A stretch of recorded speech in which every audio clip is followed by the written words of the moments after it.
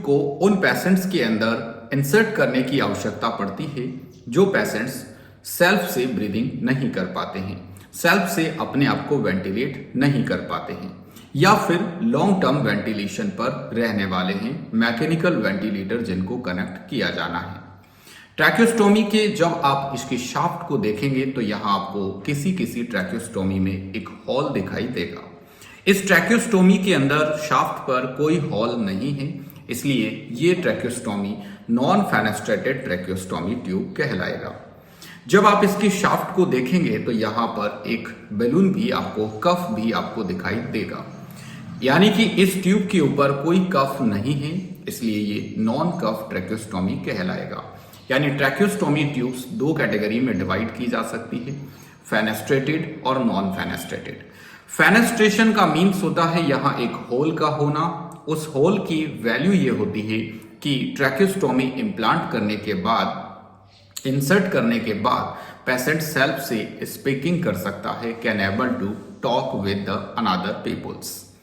तो सिर्फ गाइस यहाँ ध्यान रखिएगा कि ट्रैक्योस्टोमी में ज्यादातर फेनेस्ट्रेटेड ट्रैक्योस्टोमी ही हम रिकमेंड करते हैं।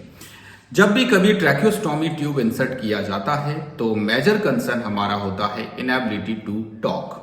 जब भी कभी ट्रैक्योस्टोमी प्लान करें तो उससे पहले ये डिसाइड करिएगा आप कि उस क्लाइंट को आपको कम्युनिकेशन किस तरीके से करना है।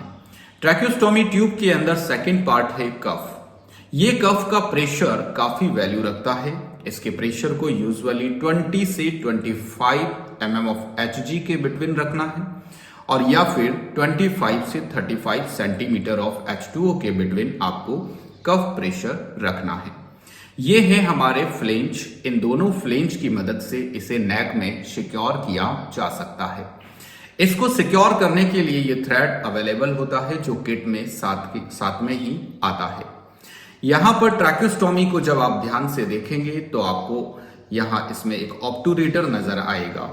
जब भी इंसर्शन किया जा रहा हो तो ऑब्टूरेटर को ट्रैक्योस्टोमी के अंदर ही रहने दिया जाएगा।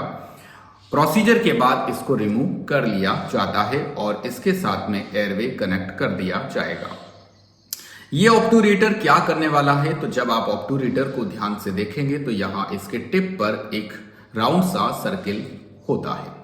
ये ऑब्टूरेटर जब ट्रैक्योस्टोमी इंसर्ट करेंगे तो ये एक पाथवे प्रोवाइड करेगा। उस पाथवे के साथ साथ ये दूसरा काम करता है, इस ट्रैक्योस्टोमी के टिप एंड को सील करके रखना। यानी कि जब आप इसे इंसर्ट करेंगे तो बीच में ब्लड भी होगा, डेड टिश्यूज भी होंगे और एयरवे का म्यूकस भी होगा। अगर ये ऑब्टूरेटर नहीं होगा तो वो ब्लड, वो म्यूकस इसके अंदर आकर के कलेक्ट हो सकता है और ट्रैक्योस्टोमी को ऑब्स्ट्रक्ट कर सकता है। तो ऑब्टूरेटर जस्ट इंसर्शन के समय इस ट्रैक्योस्टोमी ट्यूब में म्यूकस को, डेड टिश्यूज को, ब्लड को आने से रोकता है और ट्रैक्योस्टोमी को बिल्कुल क्लियर बनाए रखता है। मेरे साथियों, इस ट्रैक्योस्टोमी ट्यूब को यदि आपने प्रेशर इसका कफ का ज्यादा कर दिया, नॉर्मल रेंज से यदि हेवी प्रेशर आपने अप्लाई कर दिया तो ये ट्रैकिया के टिश्यूज को नेक्रोटाइज कर देगा।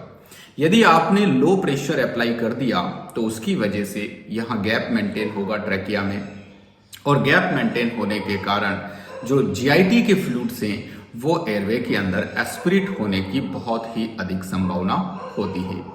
यहाँ पर जब आप दूसरी ट्रैक्योस्टोमी जो कि मैं बात कर रहा था, कफ्ड टाइप की ट्रैक्योस्टोमी, जब उसे देखेंगे तो उसके साथ में एक पायलोट बलून कनेक्टेड होता है। वो पायलोट बलून इस ट्रैक्योस्टोमी के कफ को इन्फ्लेट करने के काम आता है।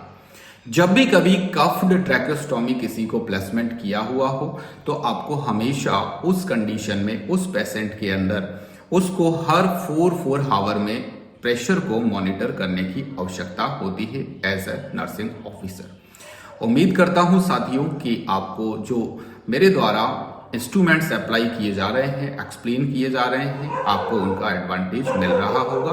अगर एडवांटेज मिल रहा है तो वुगली को लाइक करिए और शेयर करिए। Thank you so much.